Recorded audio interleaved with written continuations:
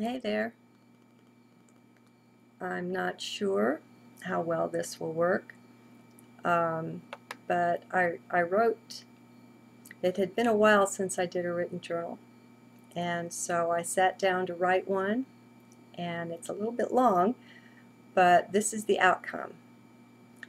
It's called Written Journals Still Work, Being Higher Dimensional, A New Look at Communication. Now what's challenging is to read the screen with this bright light on me. We'll see how well I do with it. Okay, it's been quite a while since the last written journal. Well, if you discount the one-page affair that I did recently, it's been a while. And that one was odd. I just opened the word processor to record a single thought, you know, like in the running notes document I keep, stray thoughts. Well, I guess that thought had other ideas since it went on and on until the whole page was filled. Anyway, you know this journaling thing is something alchemical, don't you? I wonder if you've tried it yourself.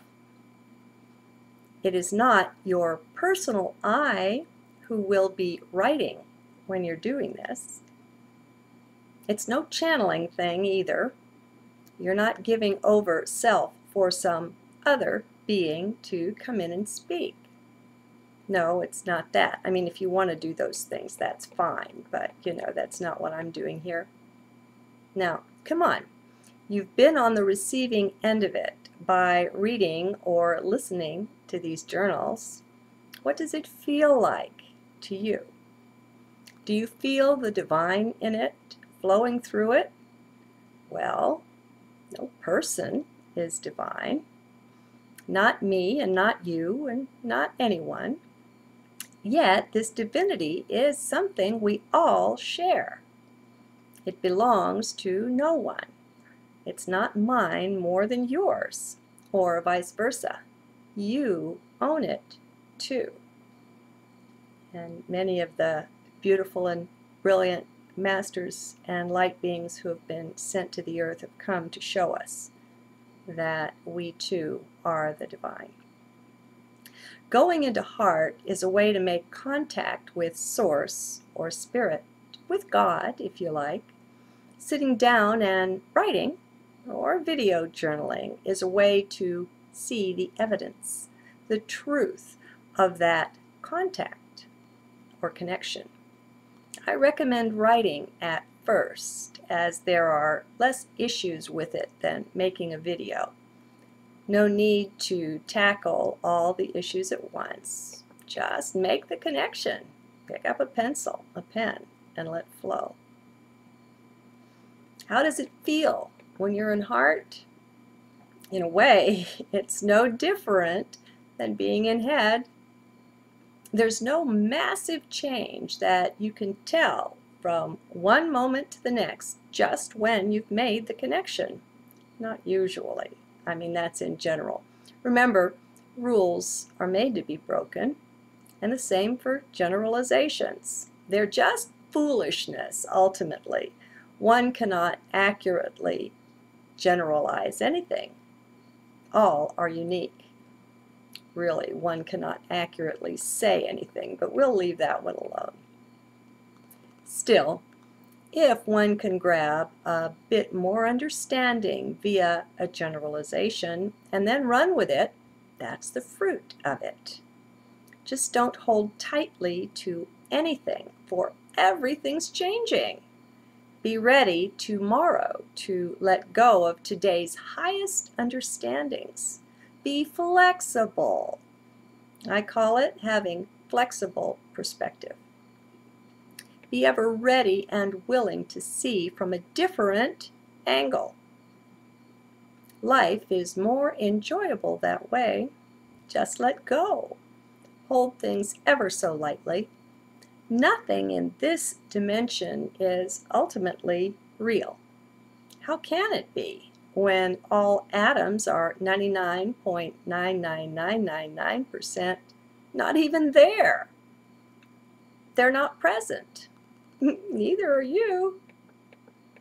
When we find things that are true, or that at least resonate with true, they are true up and down the line in the cosmos. Keep the image of the fractal close to your awareness. How the fractal works is how everything works. As above, so below. The ancient maxim. We just didn't know how literally true it was in those other incarnations earlier on, where we were also seeking the truth. Shall this journal also be a short one? Well, it's 3 pages already, so it's not really so short. Here's the thing, though. When you're reading or listening to one of these journals, you're being bathed in a certain flow of energy. It sets things off in you.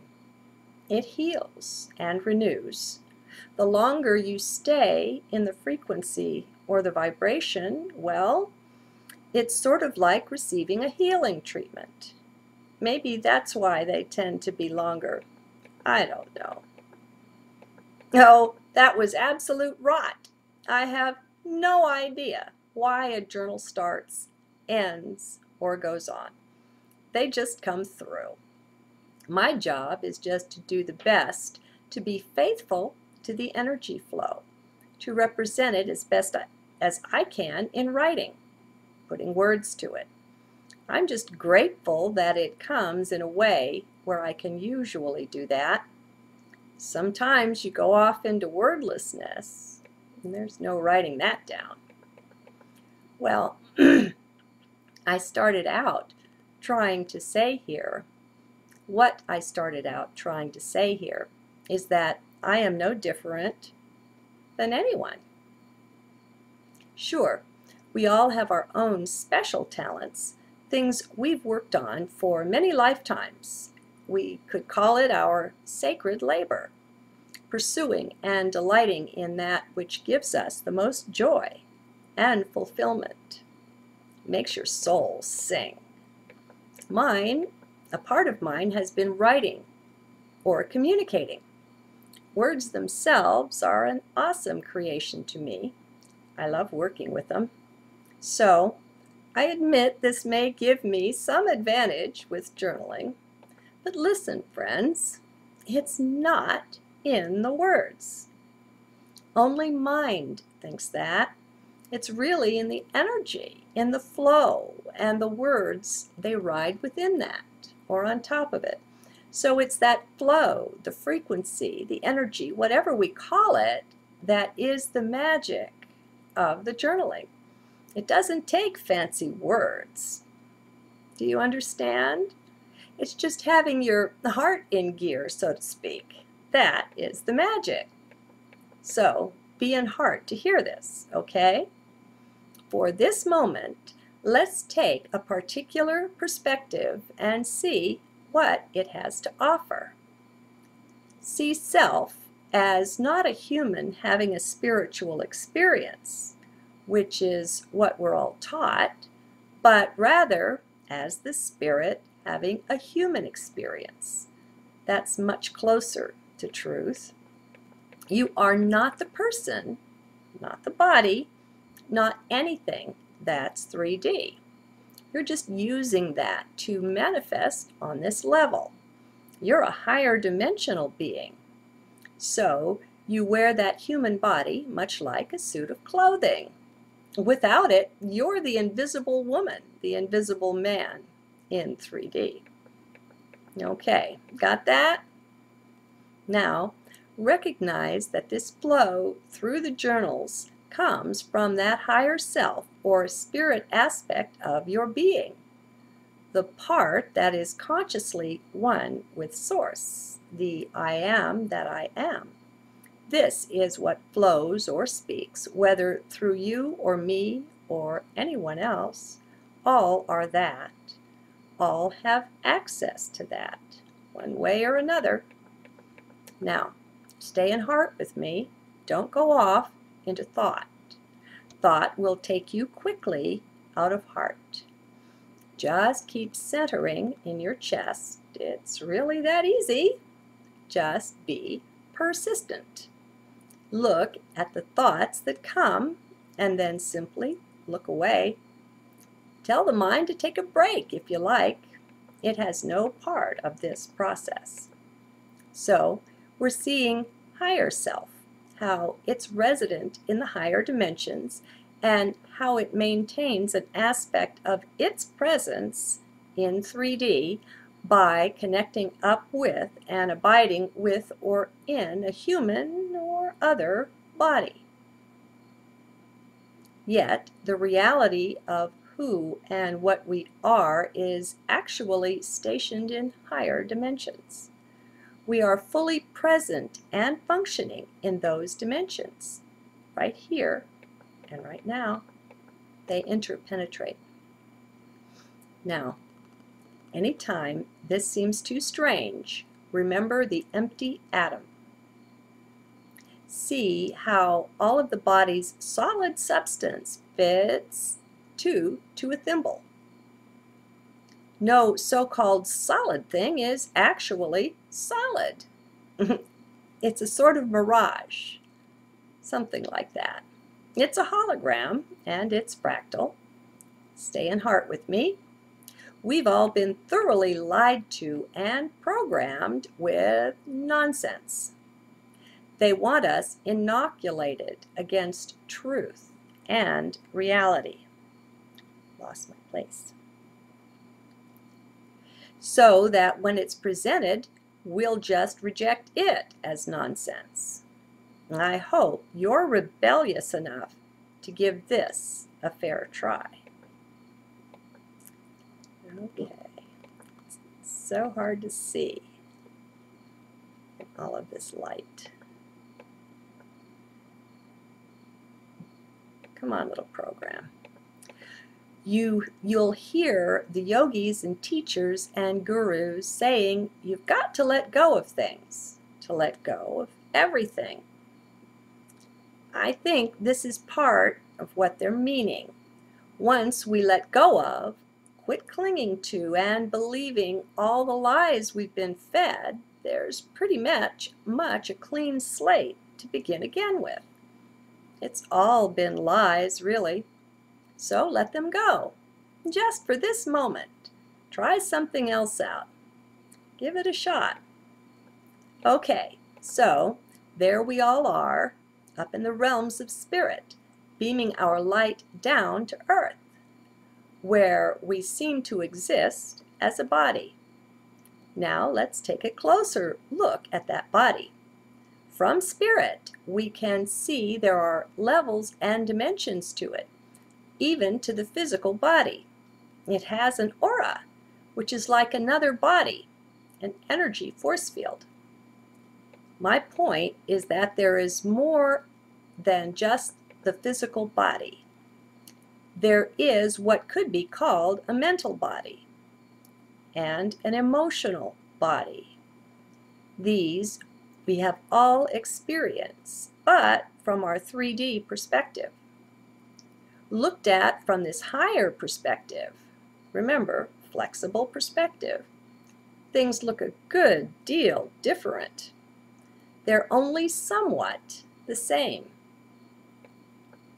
I wasn't going to mention it, but some of you are seeing the energy flows in the body from your spirit perspective there.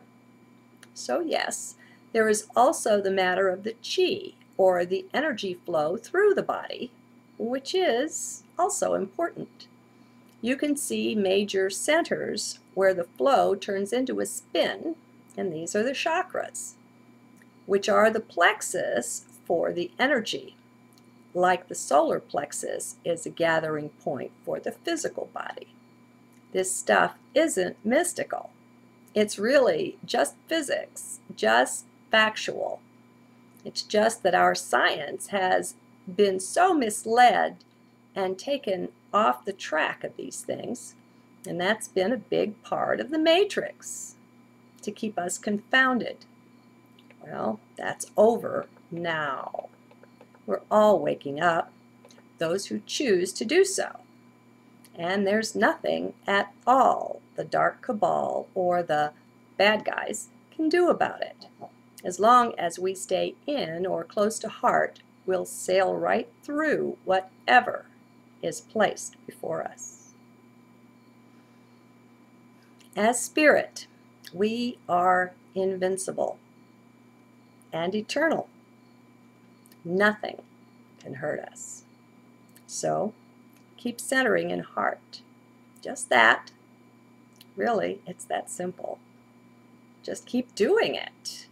As long as you've got a pure intent and some determination, you'll make it through anything and everything. You can't be stopped.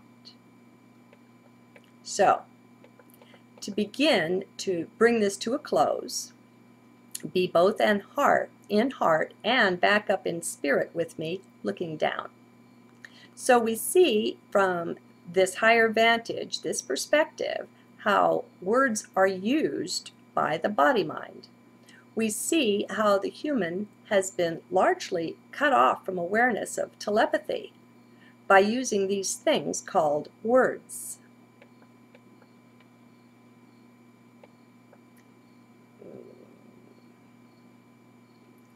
Sorry, friends.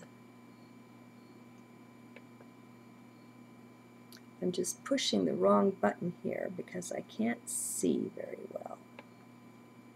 So it'll take me a minute to find my place. I wound up back at the beginning again.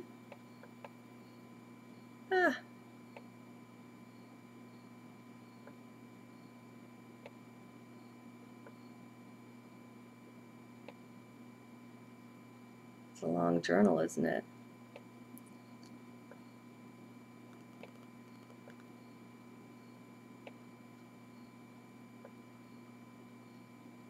Okay, you can't be stopped.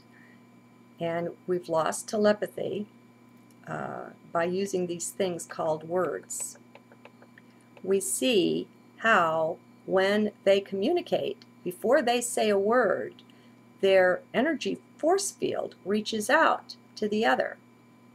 And we see how when they are angry, they're not just shooting words out, but also energy bolts like arrows and daggers at the supposed enemy. We see how much communication goes on absent any words at all. Telepathy is alive and well on planet Earth in spite of the ignorance of her people. So, from levels of spirit, we see how communication is a much larger thing than just words on a page or in a recording. Do you get this? If it seems strange to you, then realize that your higher self gets it. Be in heart and set your intent to tune in to that one. On that level, you do get it. Take advantage of your multi-dimensionality. Lean on it a bit. You can do this. You're doing it already. Okay, so what we've seen is how the communication is much more than anything conveyed by words. Communication occurs on many levels, mental, emotional, and in spirit, not just the physical. It occurs too when we're silent. We've also seen how being in spirit, how communicating with that level or aspect of our being requires our presence in heart, not in head. We've seen how having thoughts is not a problem, but following them is, since it takes us right out of heart. And parenthetically, we've also seen how easy it is to get back into heart. Just place your attention there. I laid all that groundwork to say this. The words that you journal are not the point. The flow of energy they convey, that's what matters. That's what conveys the meaning or message. We've also seen that the flow comes from spirit, not the physical being at all when you're journaling. That's just a conduit. So the bottom line here could be this: the words are just put there to keep the mind occupied and out of mischief, while the greater being of one communes with the greater being of another. These spirit beings are not at all dependent on words, nor are they restricted to the 3D perspective. They are unbounded and free. And my friends, so are we. We just have it to wake up to. Okay, looks like I took a breather in the writing and came back and said, wow. Well, I guess the written journals are still in working order. That writing was amazing, at least from this end. I hope it is conveyed reasonably well, but don't get lost in the words of it. Realize your greater being. Center in heart to read or listen to the video that I'll likely make of this. Let loose the old 3D perspective. Take up flexible perspective instead, and have no fear in taking this journey. Cast off your moorings. Don't hold on to the shore. So what if things are not what you thought they were? So what, I say? What's the big deal in that? Forget the resentment and revenge thing. Just let that go. Sure, you can get off and follow that, but you're just following mind there. How'd you like to spend another 10 million years or so doing that, off on another adventure? Aren't you through with such things? Aren't you ready to go for home?